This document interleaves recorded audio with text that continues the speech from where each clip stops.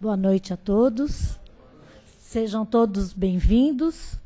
E nós estamos felizes porque aqui é uma família e eu fico muito feliz de participar dessa família. Então, nós queremos agradecer a presença de todos, quem chega pela primeira vez aqui na casa. Então, nós vamos passar alguns recados. Nós temos todo dia palestras, né, segunda a quinta. Sendo que de quarta-feira a palestra é 2 horas da tarde. E nós temos também um atendimento fraterno que acontece meia hora antes. Então, é para quem chega pela primeira vez, vai conversar com alguém da casa. Se achar necessário, pode expor, né, as dificuldades, alguma coisa, com referência ao que está passando, ao que veio buscar. E de sexta nós temos também, no caso das pessoas que são dependentes químicos, nós temos uma palestra às 8 horas da noite para essa pessoa. Então, os fumantes, quem tem vícios de drogas, né, algum desequilíbrio, assim, então nós temos palestras e junto também temos um atendimento, né, uns passes para essa pessoa e familiares. E nós temos também aos sábados, nós temos 15 horas a palestra, às 17, um pouquinho mais, né? Quase 18 já, né? Nós temos a entrega de lanches, aqui nas imediações da Carandiru Tietê ali. Então, quem quiser fazer parte desse trabalho também, na entrega, na confecção dos lanches, um café, um lanche reforçado para que esses amigos de rua. E temos também no domingo, 10 horas da manhã, a palestra, e temos também evangelização infantil. Então, na evangelização infantil é um estudo da doutrina, né? Então, nós estamos preparando os espíritos, né? Então, não é só uma brincadeira. E a palestra normal, 10 horas da manhã também. Nós temos aqui o curso básico da doutrina, primeiro ano. Vai começar agora, dia 17 de fevereiro. É uma quarta-feira, às 20 horas. Então, é para iniciante, né? É o primeiro ano. E aí, quem quiser se inscrever, é só deixar o nome aqui, a gente passa para a pessoa, para a Sandra, a gente já faz o encaminhamento. Nós temos também um trabalho social, que são 72 famílias cadastradas, 75 cadastradas, que a gente precisa de fazer a manutenção com a cesta básica, né? Então, por isso que a gente agradece quem pode colaborar com alimento não perecível, para compor essas cestas, e a gente quer aumentar esse número. Se Deus quiser, esse ano a gente vai aumentar, e já agradecendo quem pode ajudar, né? Tenho certeza que não vai fazer falta tirar um macarrão, um óleo, né? Com certeza a gente vai conseguir repor esse alimento nas nossas casas, né? E também nós temos aqui o curso de gestante é só para março, ainda não iniciou. Nós temos o site da Casa do Caminho, que é www.casadocaminhosantana.com.br. Então, quem quiser assistir às palestras que já passaram, ou que quiser saber, né, de todos os cursos da casa, alguma informação, é só entrar no site. A livraria está com desconto, né, descontos especiais para livros novos e usados também, né? E também nós temos o livro que é da casa, né? É o livro Mirabelle, para ajudar a casa e também para conhecer quem foi Mirabelle.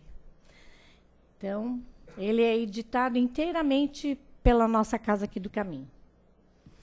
E como... Acho que é só isso. Ah, tá. Tem um recadinho aqui. Fevereiro, estamos precisando de leite em pó, óleo, feijão e arroz. Tá? Quem puder colaborar, muito obrigado já desde já. Nós agradecemos e eu tenho certeza que vocês vão se sentir bem com isso. Então, nós vamos fazer agora uma prece de agradecimento.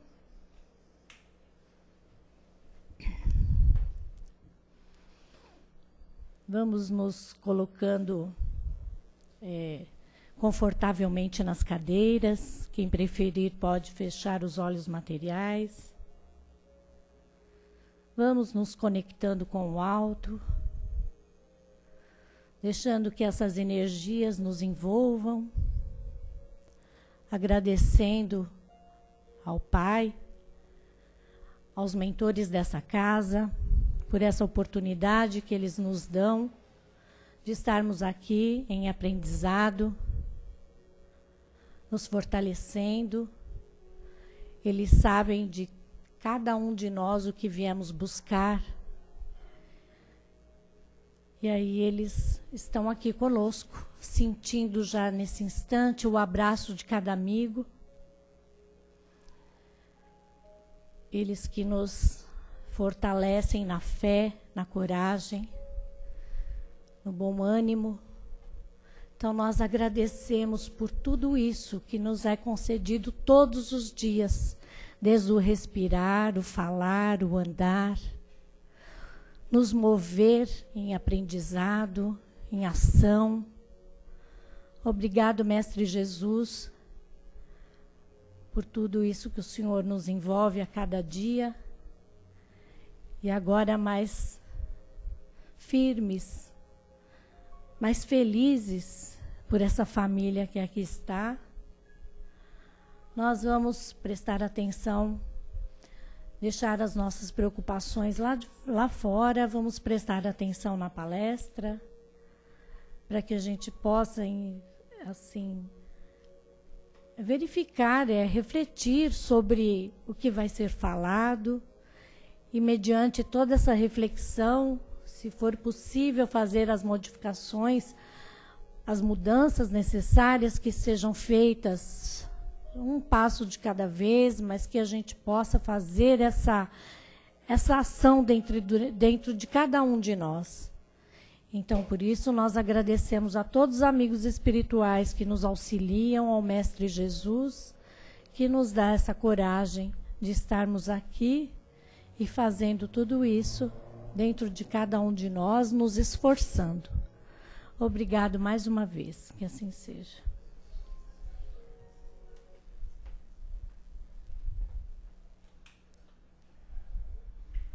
O tema da noite é dor e reparação.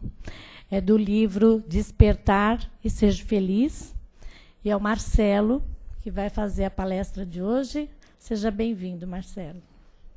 E feliz também.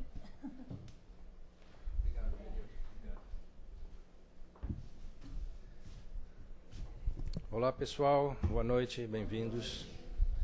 A nossa conversa de hoje é bem interessante. Quem aqui nunca sentiu dor, né? Seu Américo? Mas antes só um pensamento de agradecimento pela oportunidade de estar aqui com vocês, e que a nossa conversa seja, acima de tudo, útil para todos, né? Que a gente possa entender e compreender certas lições que a espiritualidade tem nos dado e entender também as instruções que eles têm nos passado. Então, esse livro, que a Benilde falou para nós, que é o Despertar e Seja Feliz, que é do Divaldo, com a Joana de Ângeles, a gente foi buscar um texto para reflexão, que é a dor e a reparação. Todos nós que estamos encarnados aqui no planeta Terra, independente da nossa posição social ou da nossa intelectualidade, enfim, da forma como estamos no planeta, nós passamos por dores. Todo mundo vai sentir dor. A grande questão é que muitas vezes a nossa dor, nós julgamos que a nossa dor, ela é uma dor insuportável e que todas as outras pessoas têm que socorrer a nossa dor. Mas isso mostra apenas o nosso egoísmo e um pouco da nossa fragilidade. Mas a dor não é para isso, a dor não é para mobilizar a sociedade ou para despertar a atenção dos nossos amigos ou dos nossos familiares, ou para elevar a nossa autopiedade. A dor é uma ferramenta extraordinária que a espiritualidade nos concede, uma ferramenta educadora. E é sobre isso que a gente vai falar. Como que é essa ferramenta educadora? Como que nós aprendemos com a dor? O que ela nos ensina? E qual é esse caminho? Primeiro, vamos relembrar um pouco da nossa criação. Fomos criados simples e ignorantes. Simples porque nós não questionávamos nada, não tínhamos nenhuma ambição, não tínhamos nenhuma preocupação, nenhuma questão mais íntima. Simples porque bastávamos nos alimentar. Nos alimentando, sobrevivíamos e seguimos o nosso caminho. E ignorante porque, já que não questionávamos, não tinham discernimento de nada, questões como quem eu sou, de onde eu vim, o que estou fazendo aqui e para onde eu vou, elas não eram feitas.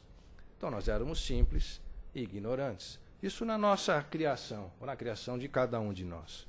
Mas o tempo passou, nós fomos evoluindo, passaram-se milênios e nesse decorrer do tempo começamos a pensar. Do pensar veio a nossa consciência.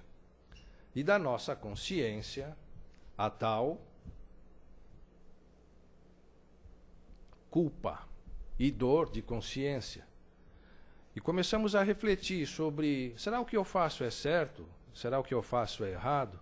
E quando nós mesmos nos julgamos e nos encontramos numa condição em que acho que eu pisei na bola, acho que fiz alguma coisa errada. E essa sensação de consciência pesada, como a gente costuma muitas vezes dizer e ouvir, essa condição nos causa dor, nos causa uma certa culpa. Essa dor ou essa culpa, criada por nós mesmos, pelo nosso próprio exame de consciência, muitas vezes pode se somatizar em alguma enfermidade fisiológica, biológica, algo que vai refletir no nosso organismo. Outras vezes é só uma perturbação, vamos chamar assim, mental, um pensamento que nos incomoda bastante. E esse pensamento, esse incômodo, gera dor, gera aflição. Pois bem, então isso é comum, é muito comum. Nós estamos num planeta aqui de provas e de expiações. Cada um tem a sua bagagem espiritual, cada um traz nessa existência todas as suas experiências do pretérito, do passado. E essas experiências, boas ou más, geram esse conflito, que vão gerar essa sensação de culpa, essa sensação de dor. Muito bem, se nós temos isso, se nós temos condição de entender que por alguma coisa que fizemos somos culpados e que essa culpa nos gera dor, como aprender com ela? Como conviver com ela? E o que ela realmente vem nos ensinar? Quando a gente fala de provas e de expiações, que é a condição do nosso planeta, é bem importante a gente entender ou tentar separar um pouquinho do que é a prova e do que é a expiação. O Emmanuel, num dos textos dele, ele diz que a prova ou a provação é uma luta, um aprendizado de luta que é imposto ao discípulo espírita, né, ou espiritual, que é rebelde e é preguiçoso. Então a espiritualidade, a providência divina, cria situações já pré-estabelecidas e combinadas entre as partes, para que o indivíduo, quando encarnado, passe por situações de dificuldade. E essas situações vão impulsioná-lo o seu progresso. Então isso é destinado a esses espíritos, que somos nós, rebeldes e preguiçosos. No nosso caminho vamos receber impulsos. E os impulsos são essas provas, que vamos passar no decorrer da nossa existência. Já a expiação é algo mais severo.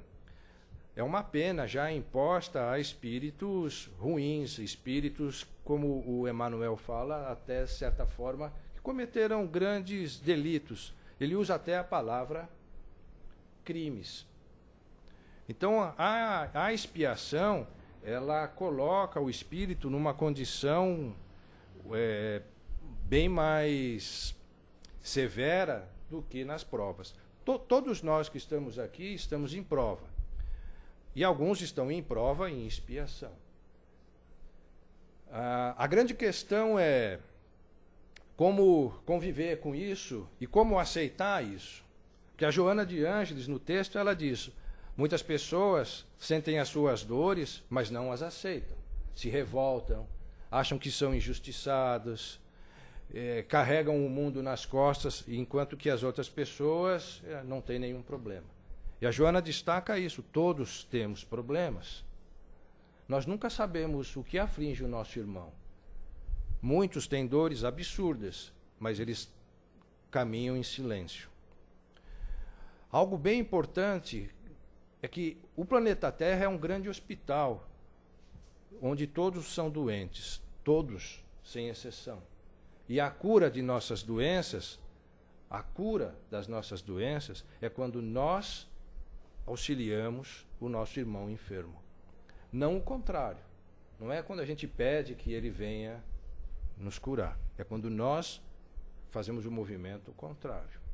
Então, essas dores, essas aflições que nos perturbam, elas tendem a nos ensinar. Um exemplo que a espiritualidade dá é que a dor, ela nos ensina a ser humilde. No primeiro momento da dor, nós somos egoístas, como eu já disse, e queremos que todo mundo olhe para nós e tente nos ajudar. Só que isso não vai acontecer. A gente não vai chamar a atenção do mundo. A gente tem que conviver com a nossa cruz. Então, o segundo estágio é o estágio da humildade. Então, a dor vai provocar em nós uma humildade, um pensamento de pedir ajuda. Meu Deus, me ajuda. Plano espiritual, pelo amor, me ajuda. Já é um exercício de humildade. Quando a nossa condição mental, o nosso quadro mental começa a entrar nessa faixa de humildade, de pedir auxílio, os irmãos espirituais que nos rodeiam e tentavam nos ajudar e não conseguiam, veem nisso, nesse movimento, nesse pensamento de humildade, uma brecha e começam a se aproximar de nós. E aí começa todo um trabalho de orientação e de ajuda. Então observe que a dor, nesse caso, é uma mola propulsora que vai fazer com que nós nos observamos. Muito bem, mas por que dores, por que aflições? Bom, porque se nos foi concedido o livre-arbítrio, e o livre-arbítrio permite que o nosso pensamento seja livre, eu posso pensar o que eu quiser, nada cerceia o meu pensamento, ele é livre. Se o meu pensamento é livre, as minhas ações também são livres. Lógico, eu tenho as leis civil, eu tenho as leis morais, mas eu posso infringir todas. Depois eu vou ter que pagar por isso. Mas nada, absolutamente nada, me restringe. Só a minha consciência. Evidente, a hora que eu cometer um crime, seja ele de ordem social ou de ordem espiritual, uma hora eu vou ter que pagar por isso. O de ordem social a gente tem visto que é uma bandalheira mesmo. Vamos nos prender a de ordem espiritual, moral. Então a espiritualidade, ela vai, devido à lei de ação e reação, num determinado momento vai nos cobrar isso. Pode ser nessa encarnação e pode ser numa outra. E é aí que entra a coisa bacana da dor e da reparação. Porque entre a dor e a reparação tem uma peça-chave chamada arrependimento. Muito bem, comi uma empadinha ontem, me fez um mal danado. Estou arrependido pra caramba. Nunca mais vou comer aquela empadinha. Qual é a reparação? Vou tomar um medicamento, vou fazer uma lavagem estomacal, alguma coisa para que isso suma. E no plano espiritual, esse exame de consciência que nos leva a uma análise de encontrarmos falha no nosso procedimento, que isso a gente chamaria de culpa. Eu acho culpa uma palavra tão pesada, mas é essa palavra. E essa culpa vai nos gerar dor. Se a gente for consciente dessa dor, ela vai nos levar a um arrependimento. Encontrado o arrependimento, a providência divina cria circunstâncias, cria possibilidades, cria momentos em que eu possa reparar esse mal que eu fiz, reparar essa dor que eu sinto, e aí o ciclo se fecha. O grande problema que a Joana destaca é que, ok, fazemos o exame de consciência, detectamos a falha, sentimos a dor por causa disso, chegamos até a fase do arrependimento. Puxa vida, eu estou arrependido, mas não nos reparamos. A gente não consegue transformar todo aquele mal que nós fizemos numa coisa boa. Ou seja, fizemos mal a uma pessoa. Qual é a reparação? Eu tenho que fazer o bem para ela. É simples assim. Fiz o mal, agora eu tenho que fazer o bem. Se eu não conseguir nessa encarnação, eu vou ter que fazer numa outra. Só que aí existe juros. Tem juros também, pessoal. Economia espiritual. E os juros é pesado. Está mais que o cartão de crédito. Está mais de 400% ao ano. Ou para cada reencarnação.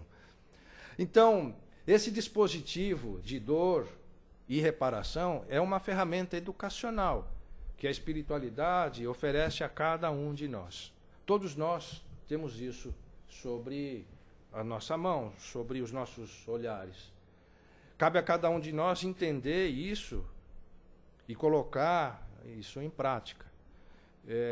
Eu li um texto, eu não vou me lembrar agora o autor, que ele diz assim, na dissertação isso é tudo muito simples. A grande dificuldade está em começar o ciclo, está em aplicar, está na ação. Então, se arrepender é, de uma certa forma, fácil, desde que a gente tenha discernimento das coisas. Me arrependi. Isso vai me levar a não fazer mais aquilo. Excelente. Mas agora eu tenho que reparar aquilo que eu fiz, para me poder fechar o ciclo. Se eu não conseguir uma reparação, reencarnações e mais reencarnações, para que o reparo, o conserto, seja feito. Muito bem. Então, essa movimentação entre o exame de consciência, o nosso julgamento, o sentimento de dor, o arrependimento e a reparação, vai nos levar aí ao tal encontro, ao tal caminho da felicidade, que vai nos levar a um outro patamar. Hoje estamos aqui num mundo de provas e de expiações. O nosso objetivo é chegar nas esferas celestiais. Então temos que progredir. Temos que progredir. E sem reparação, sem acertar as nossas contas, com quem quer que seja, nós não vamos ter progresso nisso. Isso vai sempre nos deixar estagnados nesse sentido. Algo bem interessante que eu também li sobre dor e reparação, diz que o nosso perfil, as nossas características, elas são as mesmas já há várias reencarnações. Nós não sofremos grandes transformações de uma encarnação para outra. Então, se nós queremos saber como eu fui no meu passado, o que eu cometia de vacilos, basta olhar essa vida mesmo, que praticamente são os mesmos. Nas linhas mais grossas, somos a essência, somos os mesmos. Então, se a gente conseguir detectar isso e consertar isso, é um avanço extraordinário. Mas para isso é necessário o quê? Estudo, oração, meditação e, evidentemente, trabalho, muito trabalho, colocar em prática as coisas. Uma crítica que eu tenho ouvido da espiritualidade, e ela se aplica a mim, e certamente deve se aplicar a outras pessoas, muita teoria, muito estudo, muita reflexão, muitos pensamentos, mas pouca ação. Eu escuto isso deles. Então, essa nossa tendência à intelectualidade espiritual, ela é louvável, mas ela se perde ou se esvazia se ela não se transformar numa ação prática. É esse o grande pedido. Tá? Esse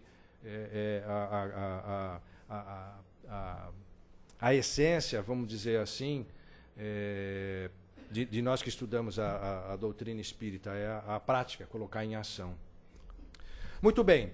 Se nós, então, desejamos esse caminho da reparação, e esse caminho vai nos levar à felicidade, a primeira coisa que a gente tem que fazer ou entender é que tudo o que acontece conosco foi uma escolha que nós fizemos. E tudo o que acontece conosco, devido a essas escolhas, está de acordo com o estabelecido pela providência divina. Significa o quê?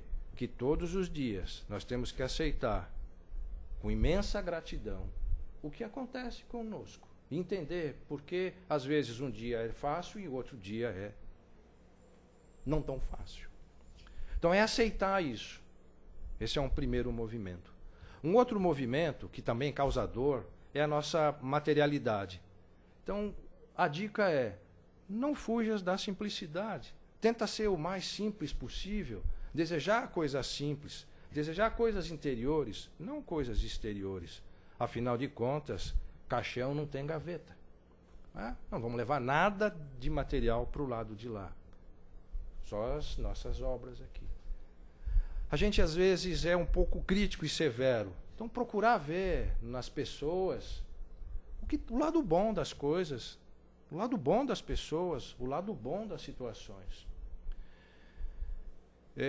Tem uma passagem de Jesus muito interessante, que ele estava caminhando com os apóstolos, e os apóstolos, nas pequenas estradas em que eles se dividiam em dois grupos. Um grupo ia na frente, como uma espécie de batedores ou de proteção, e outro grupo vinha atrás com Jesus. Então, se eles encontravam alguma coisa que pudesse levar algum perigo a Jesus, vamos assim dizer, eles pediam para desviar o caminho. E numa dessas caminhadas, eles voltaram e pediram para que mudassem de caminho. Daí Jesus perguntou: mas por que vocês querem mudar de caminho? Tem um animal morto lá, e cheio de mosca, de verme, está muito fedorento. Vamos para o outro lado, para não passar por lá. Não, vamos lá que eu quero mostrar uma coisa a vocês. Aí foram lá, Jesus olhou, era um cavalo morto, e disse para todos: vejam que belos dentes tinha esse animal. Então, no meio daquela putrefação, decomposição, ele encontrou algo elevado, a beleza dos dentes do cavalo. E muitas vezes, o que nós vamos fazer? Vou mudar, fedido demais isso aqui, nem quero ver. Ver algo de bom num cenário ruim. É uma grande lição.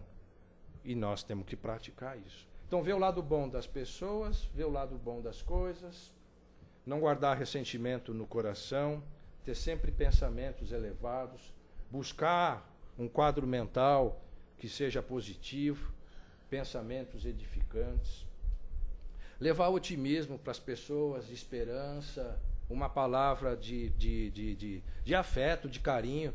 Já que eu tenho dor e eu sei que o meu irmão tem dor, vou tentar, já que eu não consigo se livrar da minha, vou tentar ajudar ele, vou tentar aliviar o peso dele. Então, levar uma palavra de incentivo, de motivação.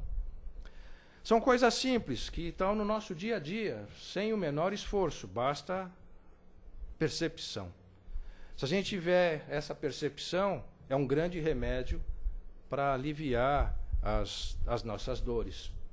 Aliviando as nossas dores, vamos trilhar um caminho, ou vamos passar pelas nossas provas de uma forma mais suave, mais educativa para nós mesmos. Outra coisa que a espiritualidade nos diz é: pode sentir dor, pode, só não pode sofrer com ela. Tem que aprender com ela. E aí cabe a cada um de nós esse exame, essa análise, essa autoanálise de o que essa dor me ensina, como que eu me livro dela e como eu passo por uma nova dor, uma nova conquista. O tempo é rápido, pessoal. Era isso que eu queria dizer aí a vocês. Agradeço aí a atenção. Tem perguntas, né, de quinta-feira?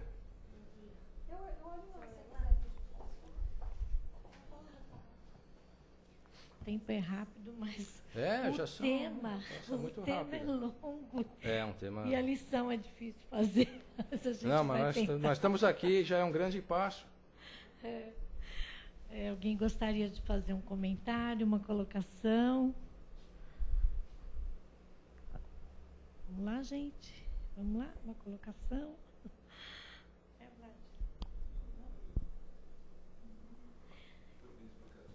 Ele foi bem detalhista, né? Ele percorreu todos os...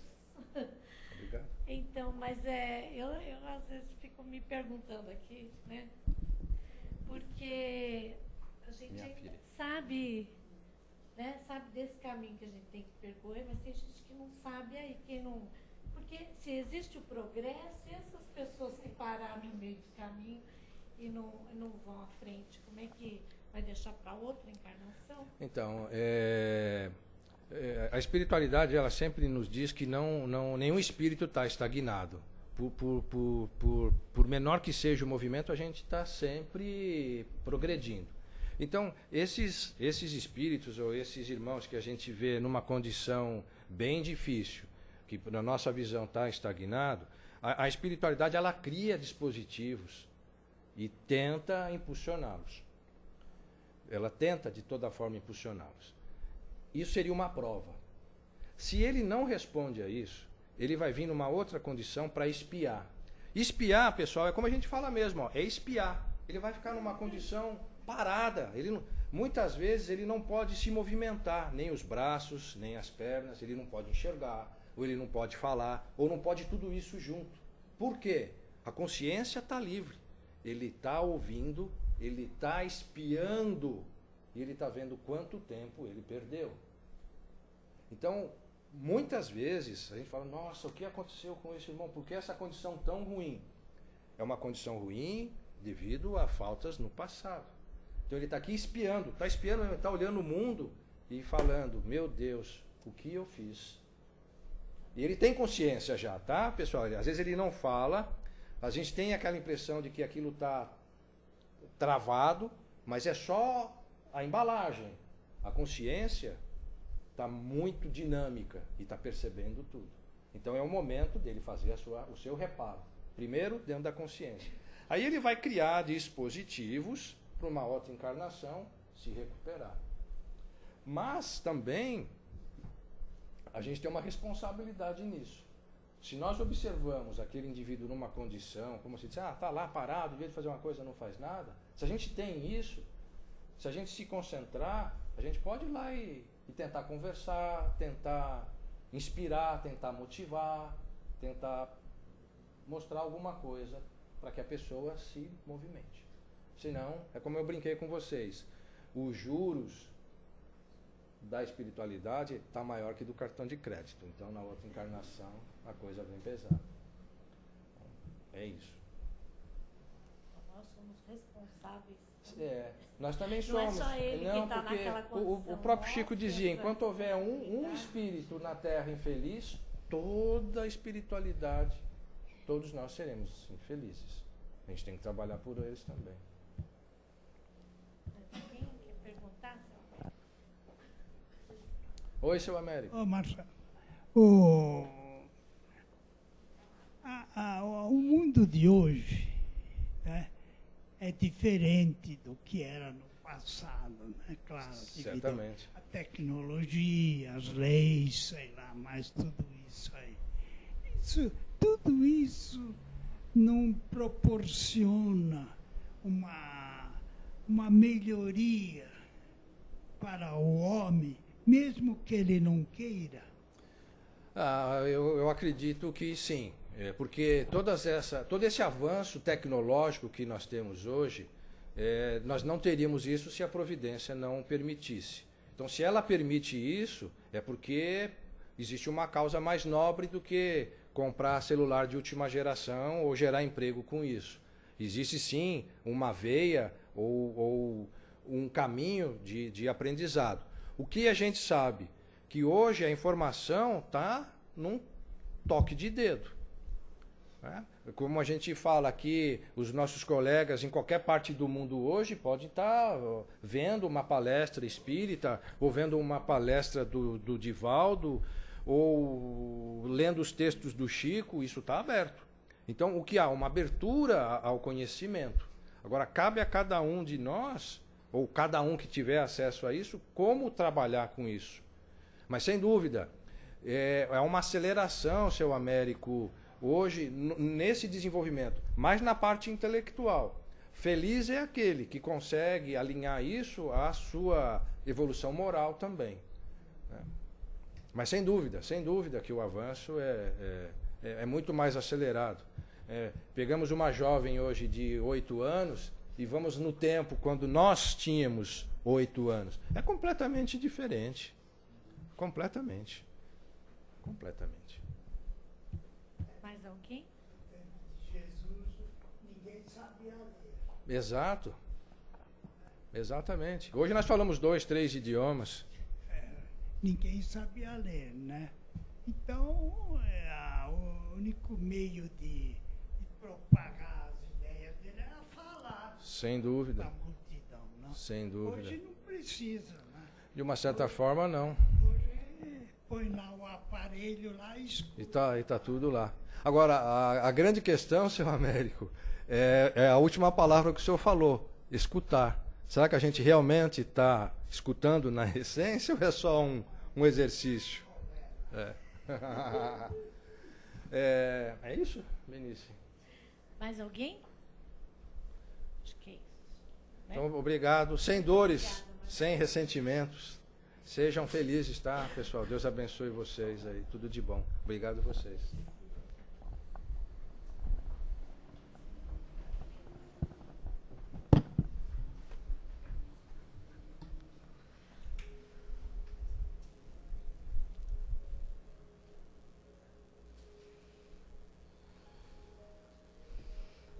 Então, mais uma vez, vamos nos juntando, nos unindo em pensamento, em sentimentos, envolvendo todos aqueles que se encontram em hospitais, à prova da dor. Que seja um momento de reflexão, de consciência, e que o Pai possa derramar em cada um o seu bálsamo, aliviando, mostrando o caminho, fortalecendo em toda a nossa humanidade, essa humanidade que está doente, essa humanidade necessitada do alívio, do plano espiritual atuando em cada um, unindo na fé, no bom ânimo, no despertar, pedindo também aqui ao plano espiritual, ao Mestre, que nos faça esse movimento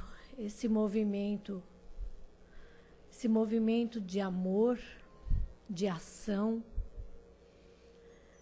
para que nós possamos auxiliar o nosso companheiro de jornada, ou companheiro de caminhada pela vida, que também sofre, assim como nós, porém agora mais instruídos. Vamos percebendo tudo isso que nos faz refletir e vamos auxiliar aqueles que ainda não sabem. Pai, esteja sempre conosco, sendo feliz porque estamos juntos aqui, feliz porque nós procuramos um caminho. E dentro desse caminho, estamos procurando os atalhos para sermos um pouquinho melhor. Então nós estamos contentes. Então nós agradecemos a todo o plano espiritual aqui da casa, aos mentores, ao mestre querido, que nos dá essa coragem, esse bom ânimo e essa oportunidade de aprendizado. Então, mais uma vez, muito obrigada. Que assim seja. Agora nós passamos para os passes. Quem precisar primeiro do passe magnético vai ser o primeiro e depois o passe espiritual. Vou fazer uma fila aqui. Muito obrigado. Boa noite.